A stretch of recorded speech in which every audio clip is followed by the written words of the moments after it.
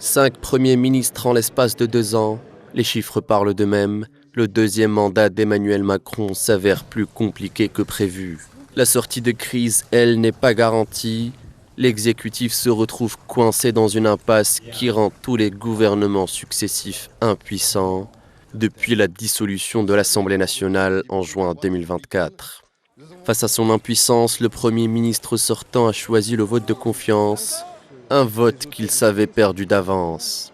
C'est dans l'urgence qu'Emmanuel Macron a nommé son remplaçant, Sébastien Lecornu, ancien ministre de la Défense. 39 ans, issu de l'UMP et parti de Sarkozy, Sébastien Lecornu arrive de plein pied dans l'arène politique, à un moment où la France traverse une crise dont l'issue est incertaine.